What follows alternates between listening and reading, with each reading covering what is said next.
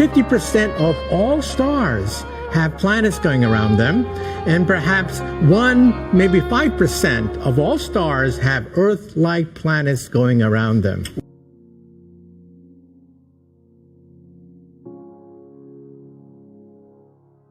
$1,030 are confirmed planets. Hundreds of individuals, many serving in our government, serving in our military, including with top security clearances, prepared to go before Congress and testify to the kinds of evidence you'll hear this week, which confirms what Edgar Mitchell said.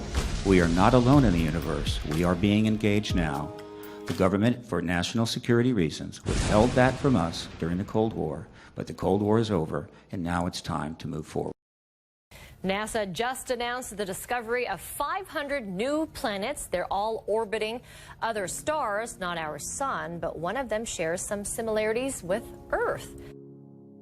With the numerous discoveries made in the last couple of months, the possibility of life elsewhere in the cosmos is something being considered not only by space agencies around the world but by numerous governments as well. Not long ago, astronomers gathered in front of Congress, U.S., and discussed extraterrestrial life, citing the sheer size of the universe. Astronomers emphasized that there are trillions of stars out there in the cosmos, and it is very likely that 1 out of 5 stars harbors an Earth-like planet for life to exist as we know it.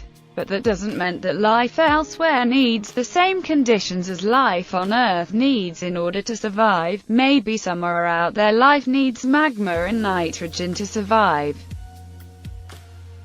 Well, the holy grail of planetary science is to find an Earth-like twin in outer space.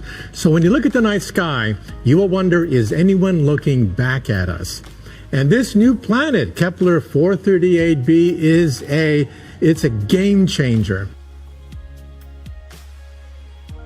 The number of habitable worlds in our galaxy is certainly in the tens of billions, minimum, and we haven't even talked about the moons, and the number of galaxies we can see, other than our own, is about 100 billion. Seth Shostak, senior astronomer at California's SETI Institute. Our galaxy that you see every night has over 100 billion stars, and we think that about 1 billion of them have Earth-like planets going around them. So how did we find this? How in this plethora of stars in the solar system did we find that one that could be like Earth? Well, stars are very easy to see, but they get eclipsed by the planet which moves in front of the mother star. And so our telescopes are so sensitive, we can see the dimming, the slight dimming of starlight as the planet goes across the face of the sun, and that's how we do it. Is NASA preparing the world for alien contact? It is very interesting to learn that NASA decided to team up with the Library of Congress and gather scientists, historians, philosophers and theologians from all around the world to discuss how to prepare mankind for contact with beings not from Earth.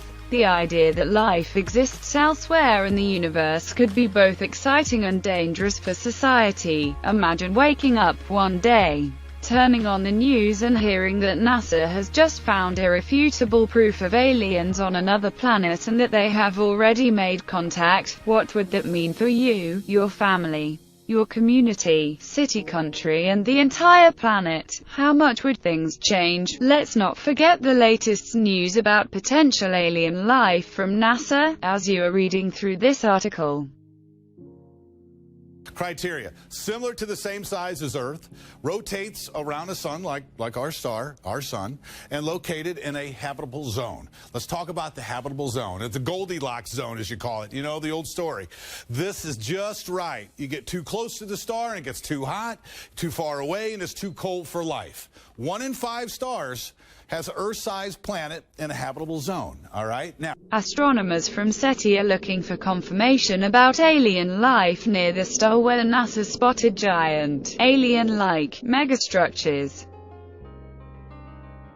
Tabitha Boyajian, a postdoc at Yale, told The Atlantic, "We'd never seen anything like this star. It was really weird. We thought it might be bad data or movement on the spacecraft. But everything checked out, according to Jason Wright, an astronomer at the Pennsylvania State University. These structures, or better said megastructures, could be the product of a highly advanced alien civilization.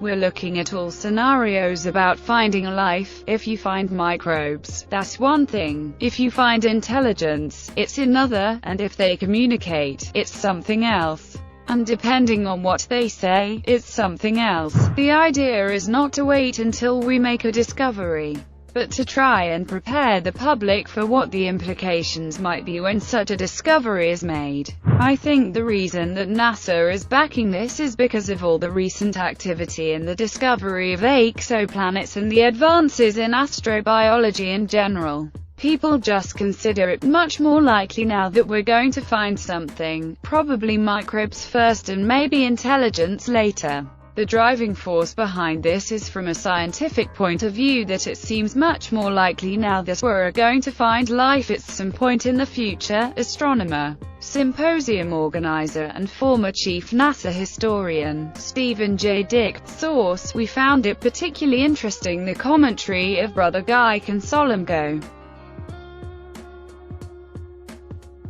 president of the Vatican Observatory Foundation, who stated, "I believe alien life exists, but I have no evidence.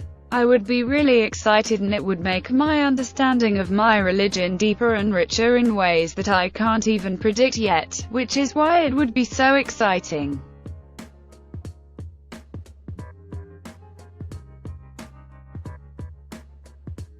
Finding life elsewhere in the cosmos isn't a question of possibility but rather a question of time, and Brother Guy Consolmagno shares this view as he urges the public not to be surprised when scientists confirm the existence of alien life elsewhere in the cosmos, as this is something that is going to happen inevitably. But is religion, faith and alien life something compatible? According to Brother Consolmagno, he wouldn't mind baptizing alien beings in the future. In the last couple of years the Vatican has changed their views about alien life drastically. Just imagine if someone would have said something like, aliens 100 years ago. Things have changed and religion has become much more flexible. We know that the universe is huge. Earth isn't at its center and our planet isn't flat. The next big discovery, alien life.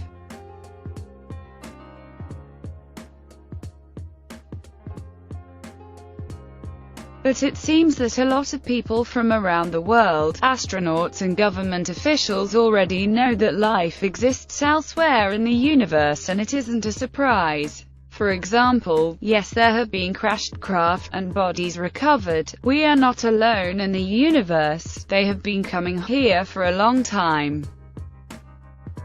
Source: Apollo 14 astronaut, Air Force captain, and founder of the Institute of Noetic Sciences, Dr. Edgar Mitchell. Dr. Edgar Mitchell isn't the only one to talk about alien life, as there are a lot of other people who share Mitchell's point of view. In my opinion, I think they were worried that it would panic the public, so they started telling lies about it, and then I think they had to tell another lie to cover their first lie. Now they don't know how to get out of it. Now it's going to be so embarrassing to admit that all these administrations have told so many untruths. It would be embarrassing getting out of it. There are a number of extraterrestrial vehicles out there cruising around. Source: Gordon Cooper, former NASA astronaut, aeronautical engineer and test pilot. Cooper and Mitchell aren't the only NASA astronauts to talk about extraterrestrial life, as Dr. Brian O'Leary also opened up about alien life in the universe, stating the following: "There is abundant evidence that we're being contacted, that civilizations have been visiting us for a very long time, that their appearance is bizarre from any type of traditional materialistic Western point of view, that these visitors use the technologies of consciousness, they use toroids, they use co-rotating magnetic disks for their propulsion systems. That seems to be a common denominator of the UFO phenomenon." Dr. Brian O'Leary, former NASA astronaut and Princeton physics professor. Source. And as I've said before, that governmental officials have talked about alien life to the public. Paul Hellyer, former Canadian defense minister, had a lot to say about ET decades ago. Visitors from other planets warned us about the direction we were heading and offered to help. Instead, some of us interpreted their visits as a threat, and decided to shoot first and ask questions after. It is ironic that the US should be fighting monstrously expensive wars, allegedly to bring democracy to those countries, when it itself can no longer claim to be called a democracy when trillions, and I mean thousands of billions of dollars, have been spent on black projects which both Congress and the Commander-in-Chief have been kept deliberately in the dark. Paul Hellyer, former Canadian defense minister. Source. But if you think that Hellyer was the only one to talk about aliens, you are wrong. I occasionally think how quickly our differences worldwide would vanish if we were facing an alien threat from outside this world. And yet, I ask you, is not an alien force already among us?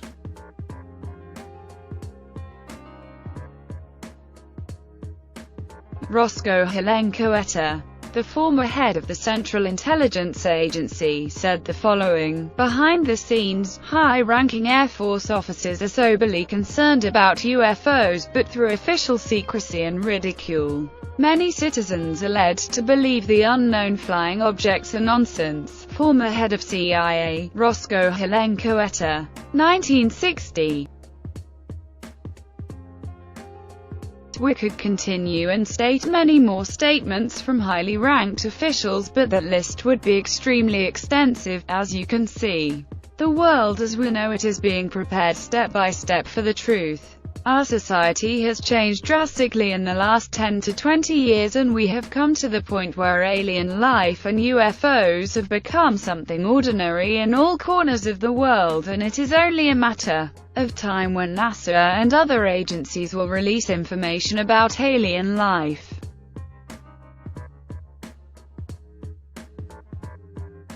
If UFOs and extraterrestrials do not exist, why is there so much interest from the FBI, CIA and other agencies in the subject?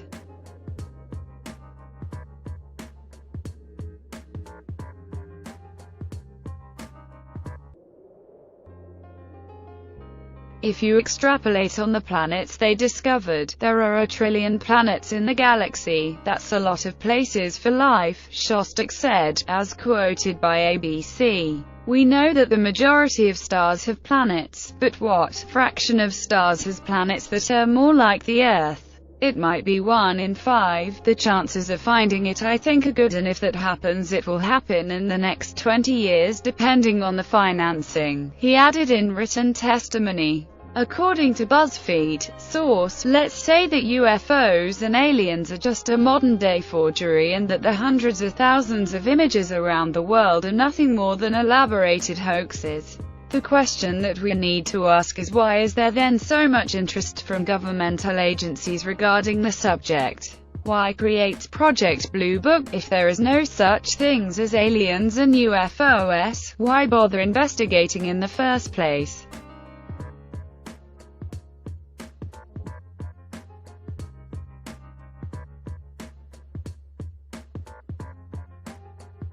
The project began in 1947 after a series of UFO sightings that shocked media and people across America. One of those cases that caught the attention of the government was when pilot Kenneth Arnold observed 9 unidentified flying objects moving at high speeds through the skies over Washington's Mount Rainier. A scenario that has not been explained, and people today still wonder what happened. Project Blue Book investigated 12,618 UFO sightings over a period of 2 decades. Huge amounts of data were collected, researched and analyzed, and even though we can get access to the data, some ufologists believe that the truth has been hidden even though secret documentation has been declassified. As a result, from 1947 to 1969, a total of 12 618 sightings were reported to Project Blue Book, where 90% of those sightings were attributed to explainable phenomena, caused by known astronomical phenomena, atmospheric or artificial, man-made phenomenon. But out of the 12,618 sightings, 701 remain unidentified, meaning that there was insufficient information to assign or attribute the event to a known cause.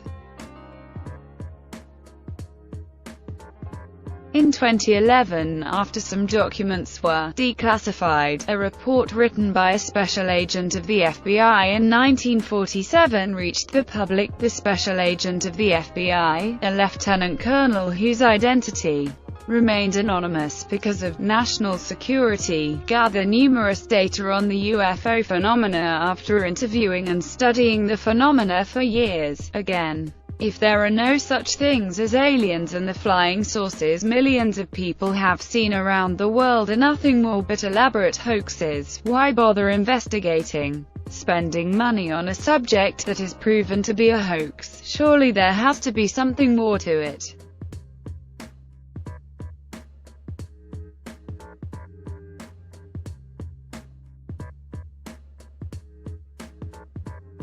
Before being killed, John F. Kennedy demanded from the CIA and NASA intel on UFOs. Declassified documents have generated suspicions about the motives that led to the assassination of President John F. Kennedy. As new documents have emerged, some researchers suggest that President Kennedy was killed because he was too close to aliens, just 10 days before being killed. Former President of the United States John F. Kennedy asked the CIA for classified documents about UFOs, according to the Freedom of Information Act.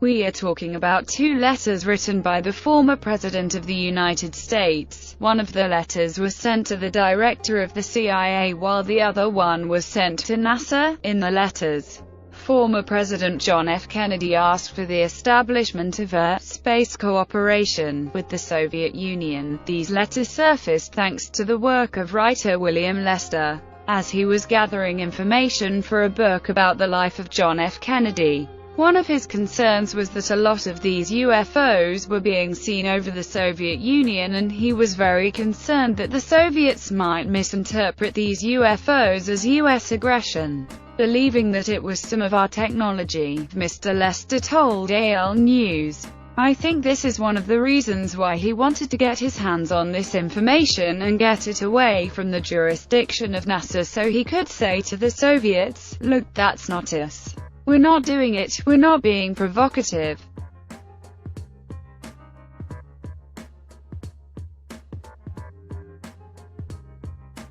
If governments were so sure that alien beings and the UFO phenomenon are nothing more but elaborated hoaxes, why spend so much money and effort to investigate the two?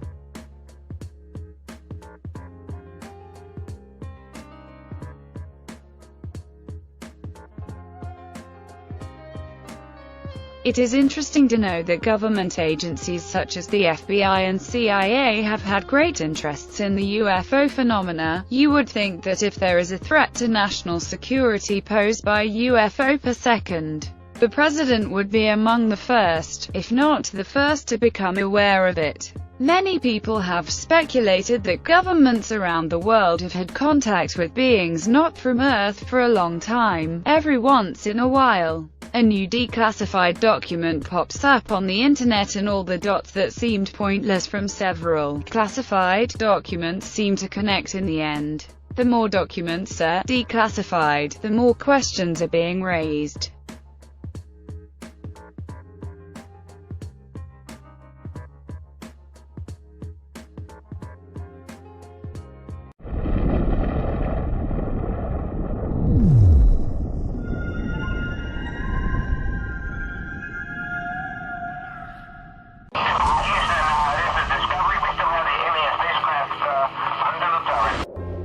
Fifty 50% of all stars have planets going around them, and perhaps 1, maybe 5% of all stars have Earth-like planets going around them.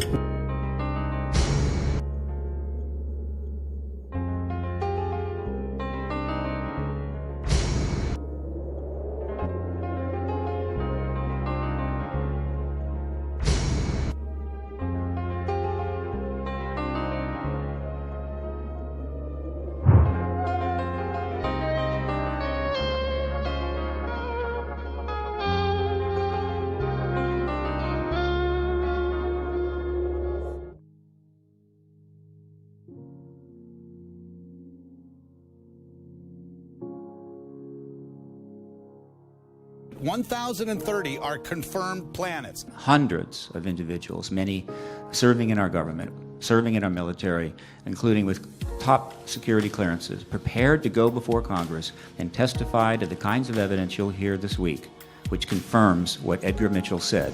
We are not alone in the universe. We are being engaged now. The government, for national security reasons, withheld that from us during the Cold War, but the Cold War is over, and now it's time to move forward. NASA just